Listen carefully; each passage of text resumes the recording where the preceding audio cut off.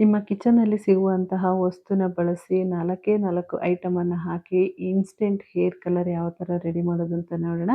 ಇದರಲ್ಲಿ ಯಾವುದೇ side effect ಆಗೋದಿಲ್ಲ. ನಿಮ್ಮ ಕೂದಲು ಉದುರೋ ಸಮಸ್ಯೆ ಕೂಡ ಕಡಿಮೆ ಆಗುತ್ತೆ. ಡ್ಯಾಂಡ್ರಫಿನ ಸಮಸ್ಯೆ ಕೂಡ ಕಡಿಮೆ ಆಗುತ್ತೆ. ಉದ್ದವಾಗಿ ಚೆನ್ನಾಗಿ ಬೆಳೆಯಲು ಕೂಡ ಸಹಾಯ ಮಾಡುತ್ತೆ. ಈ ಹೇರ್ ಕಲರ್ ಬಳಸೋದ್ರಿಂದ ನಿಮಗೆ ಸ್ವಲ್ಪ ಬಿಳಿ ಕೂದಲು ಇದ್ರೂ ಕೂಡ ನ್ಯಾಚುರಲ್ ಆಗಿ ಕಪ್ಪು ಮಾಡ್ಕೋಬಹುದು. ಮೊದಲಿಗೆ ನಾನು ಸೋಂಪು ತೊಗೊಂಡಿದ್ದೀನಿ. ಅಡಿಗೆಗೆಲ್ಲ ಬಳಸ್ತೀವಲ್ಲ, ಕಿಚನಲ್ಲಿ ಸಾಮಾನ್ಯವಾಗಿ ಎಲ್ಲರ ಮನೇಲಿ ಇದ್ದೇ ಇರುತ್ತೆ.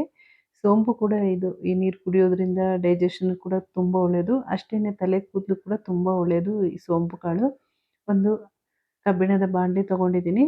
ಅದಕ್ಕೆ 2 ಟೇಬಲ್ ಸ್ಪೂನು ಸೋಂಪನ್ನು ತೊಗೊಳ್ತಾ ಇದ್ದೀನಿ. 2 ಟೇಬಲ್ ಸ್ಪೂನ್ ಸೋಂಪು ತೊಗೊಂಡ್ರೆ ಸಾಕು. ಇದನ್ನು ಪುಡಿನ ನೀವು ಸ್ಟೋರ್ ಮಾಡಿ ಕೂಡ ಇಟ್ಕೋಬೋದು. ಈ ಥರ ಮಾಡಿಕೊಂಡ್ರೆ ನಿಮಗೆ ಯಾವಾಗ ಬೇಕೋ ಆವಾಗ ಅಪ್ಲೈ ಮಾಡ್ಕೋಬೋದು. 1 ಟೇಬಲ್ ಸ್ಪೂನು ಲವಂಗ ತೊಗೊಳ್ತಾ ಇದ್ದೀನಿ. ಲವಂಗ ತೊಗೊಳ್ಳೋದ್ರಿಂದ ನಿಮಗೆ ಕೂದಲು ಉದುರೋ ಸಮಸ್ಯೆ ಕೂಡ ಕಡಿಮೆ ಆಗುತ್ತೆ. ಡ್ಯಾಂಡ್ರಫಿನ ಸಮಸ್ಯೆ ಕೂಡ ಕಡಿಮೆ ಆಗುತ್ತೆ. ಕೂದಲು ಚೆನ್ನಾಗಿ ಬೆಳೆಯಲು ಸಹಾಯ ಮಾಡುತ್ತೆ ಲವಂಗ ಬಳಸೋದ್ರಿಂದ.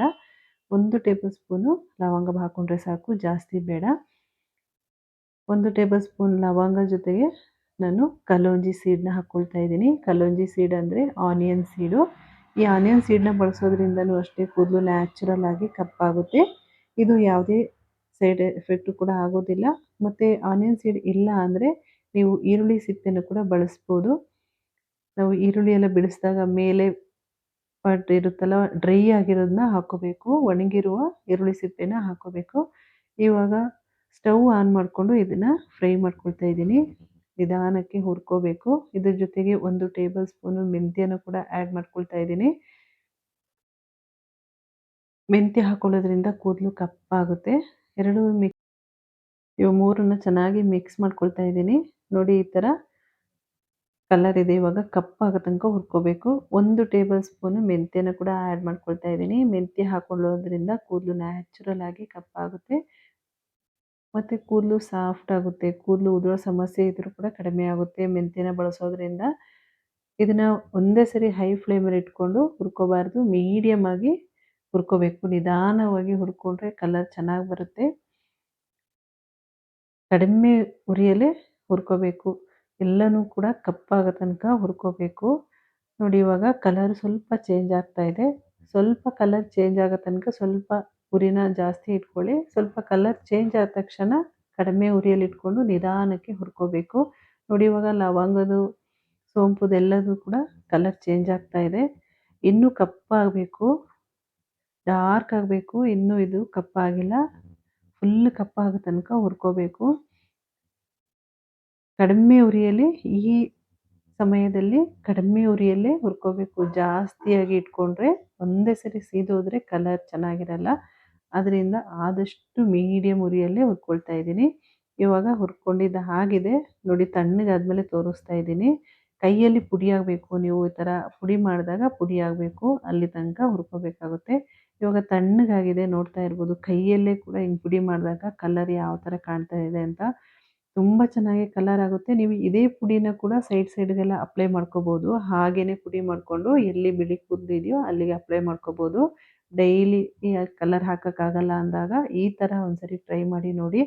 ನಾವು ಫಸ್ಟೇ ಕಲರ್ ಹಾಕಿರ್ತೀವಿ, ಕೂದಲು ಬೆಳೀತಾ ಬೆಳೀತಾ ನಿಮಗೆ ಬಿಳಿ ಕೂದಲು ಕಾಣುತ್ತೆ. ಆ ಟೈಮಲ್ಲಿ ಈ ಪುಡಿನ ಅಪ್ಲೈ ಮಾಡ್ಕೊಳ್ಳೋದ್ರಿಂದ ಬಿಳಿ ಕೂದಲು ಕಾಣಿಸ್ಕೊಳ್ಳೋದಿಲ್ಲ. ಇವಾಗ ನೋಡಿ, ಬರೀ ನೀರಲ್ಲಿ ತೊಳೆದ್ಬಿಟ್ಟು ತೋರಿಸ್ತಾ ಇದ್ದೀನಿ. ಆ ಪುಡಿನ ಹೋಗೋದೇ ಇಲ್ಲ ಕಲರು. ಹಾಗೆಯೇ ನಿಮ್ಮ ತಲೆ ಕೂದಲು ಕೂಡ ಕಪ್ಪಾಗುತ್ತೆ.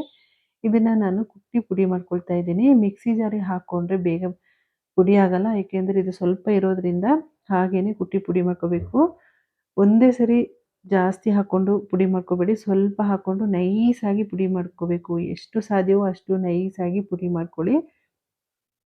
ನೀಟಾಗಿ ಪುಡಿ ಮಾಡ್ಕೋಬೇಕು. ನಿಮಗೆ ಮಿಕ್ಸಿಯಲ್ಲಿ ಆಗುತ್ತೆ ಅಂದರೆ ಮಿಕ್ಸಿಯಲ್ಲೂ ಕೂಡ ಹಾಕ್ಕೊಂಡು ಪುಡಿ ಮಾಡ್ಕೋಬೋದು. ಇದನ್ನು ನೀವು ಸ್ಟೋರ್ ಮಾಡಿ ಇಟ್ಕೋಬೋದು. ಎಷ್ಟು ದಿವಸ ಆದರೂ ಕೂಡ ಈ ಪುಡಿ ಇರುತ್ತೆ. ನೋಡಿ, ಇವಾಗ ಪುಡಿ ಮಾಡ್ಕೊಂಡಾಗಿದೆ. ಈ ಥರ ಆಗಬೇಕು, ನೈಸ್ ಆಗಬೇಕು. ಅಲ್ಲಿ ತನಕ ಪುಡಿ ಮಾಡ್ಕೋಬೇಕು.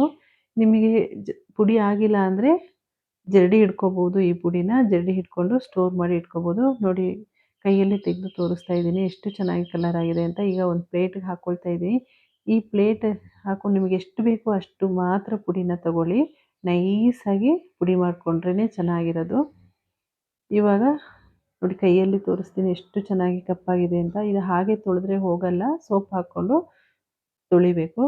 ಇವಾಗ 1 ಟೇಬಲ್ ಸ್ಪೂನಷ್ಟು ಪುಡಿನ ಒಂದು ಪ್ಲೇಟ್‌ಗೆ ಹಾಕ್ಕೊಂಡಿದ್ದೀನಿ. ಇದಕ್ಕೆ ಸ್ವಲ್ಪ ಕೊಬ್ಬರಿ ಎಣ್ಣೆ ಆದ್ರೂ ಬಳಸ್ಬೋದು, ಇಲ್ಲ ಆಲ್ಮಂಡ್ ಆಯಿಲ್ ಕೂಡ ಆದ್ರೂ ಬಳಸ್ಬೋದು. ಯಾವ ಎಣ್ಣೆ ಆದ್ರೂ ಕೂಡ ಯೂಸ್ ಮಾಡ್ಬೋದು. ಸ್ವಲ್ಪ ಹಾಕ್ಕೊಳ್ಳಿ. ನಾನು ಹಾಕ್ಕೊಂಡಿರೋ ಎಣ್ಣೆ ಸ್ವಲ್ಪ ಜಾಸ್ತಿ ಆಯಿತು. ಕಡಿಮೆ ಬಳಸ್ಕೊಳ್ಳಿ ಎಣ್ಣೆ, ಆವಾಗ ಚೆನ್ನಾಗಿರುತ್ತೆ. ತುಂಬ ಎಣ್ಣೆ ಹಾಕೋಬಾರ್ದು. ಸ್ವಲ್ಪ ಎಣ್ಣೆ ಹಾಕ್ಕೊಂಡು ಎಲ್ಲನೂ ಮಿಕ್ಸ್ ಮಾಡಿಬಿಟ್ಟು ನೋಡಿ ತೋರಿಸ್ತೀನಿ ಯಾವ ಥರ ಕಲರು ಆಗಿದೆ ಅಂತ. ಇದು ನಿಮಗೆ ಐಬ್ರೋ ಕೂಡ ಯೂಸ್ ಮಾಡ್ಬೋದು. ಆದರೆ ಎಣ್ಣೆ ಕಡಿಮೆ ಹಾಕ್ಕೋಬೇಕು, ಜಾಸ್ತಿ ಹಾಕ್ಕೋಬಾರ್ದು. ಸ್ವಲ್ಪ ಹಾಕ್ಕೊಂಡು ಐಬ್ರೋ ಕೂಡ ಬಳಸ್ಬೋದು ಈ ಕಲರ್‌ನ. ಕ್ಲೀನಾಗಿ ಮಿಕ್ಸ್ ಮಾಡಿಬಿಟ್ಟು ನೀವು ಬಿಳಿ ಕೂದಲು ಎಲ್ಲಿ ಇರುತ್ತೋ ಅಲ್ಲೆಲ್ಲ ಅಪ್ಲೈ ಮಾಡ್ಕೊಳ್ಳಿ. ಇದನ್ನ ಹಚ್ಕೊಂಡು ನೀವು ಒಂದು 2 ಗಂಟೆ ಬಿಟ್ಟು ಬರೀ ನೀರಲ್ಲಿ ವಾಶ್ ಮಾಡಬೇಕು. ಶಾಂಪೂ ಹಾಕಿದ್ರೆ ಈ ಕಲರ್ ಇರಲ್ಲ, ಹೊರಟೋಗುತ್ತೆ. ನಿಮಗೆ ಸಡನ್ನಾಗಿ ಎಲ್ಲಾದ್ರು ಹೋಗಬೇಕು ಅಂದರೆ ಸ್ವಲ್ಪ ಆಯಿಲ್ ಹಾಕಿ, ಸ್ವಲ್ಪ ಫ್ರಂಟಲ್ಲಿ ಆದರೆ ಜಾಸ್ತಿ ಬಿಳಿ ಕೂದಲು ಇದ್ದರೆ ಅದನ್ನು ಅಪ್ಲೈ ಮಾಡ್ಕೋಬೋದು. ಆವಾಗ ಗೊತ್ತಾಗಲ್ಲ, ಬಿಳಿ ಕೂದಲೋ ಸಮಸ್ಯೆನೇ ಕಾಣಿಸ್ಕೋದಿಲ್ಲ. ನನ್ನ ಕೂದಲು ಕೂಡ ಅಪ್ಲೈ ಮಾಡಿ ತೋರಿಸ್ತೀನಿ. ನೋಡಿ ಇವಾಗ ಮುಂದೆ ಜಾಸ್ತಿ ಕೂದಲು ಬಿಳಿ ಇದೆ, ಇದರಲ್ಲಿ ಕಾಣ್ತಾ ಇಲ್ಲ. ಸೈಡೆಲ್ಲ ಕಾಣ್ತಾ ಇರ್ಬೋದು ನಿಮಗೆ. ಇದನ್ನು ಒಂದು ಹ್ಯಾಂಡ್ ಗ್ಲೌಸಲ್ಲೇ ಹಾಕಿ, ಇಲ್ಲಾಂದರೆ ಕೈಗೆಲ್ಲ ಆಗುತ್ತೆ. ಹಾಗೆ ತೊಳೆದ್ರೆ ಹೋಗೋದಿಲ್ಲ ನಿಮಗೆ ಈ ಕಲರು. ತುಂಬ ಚೆನ್ನಾಗಿ ವರ್ಕ್ ಆಗುತ್ತೆ. ಇದನ್ನ ವಾರದಲ್ಲಿ 2 ಸರಿ ಮಾಡ್ತಾ ಬನ್ನಿ. ಕೂದಲು ಉದುರೋ ಸಮಸ್ಯೆ ಕಡಿಮೆ ಆಗುತ್ತೆ, ಡ್ಯಾಂಡ್ರಫಿನ ಸಮಸ್ಯೆ ಕಡಿಮೆ ಆಗುತ್ತೆ, ಕೂದಲು ಚೆನ್ನಾಗಿ ಬೆಳೆಯುತ್ತೆ. ಕೂದಲು ಉದುರ್ತಾ ಇದ್ರೂ ಕೂಡ ಕಡಿಮೆ ಆಗುತ್ತೆ. ಈ ವಿಡಿಯೋ ಇಷ್ಟ ಆಗಿದ್ರೆ ಲೈಕ್, ಶೇರ್, ಸಬ್ಸ್ಕ್ರೈಬ್ ಮಾಡ್ಕೊಳ್ಳಿ. ಶಾಂಪು ಹಾಕಿ ತೊಳೆದ್ರೆ ಕಲರು ಹೋಗುತ್ತೆ, ಹೊರಟೋಗುತ್ತೆ, ಇರಲ್ಲ.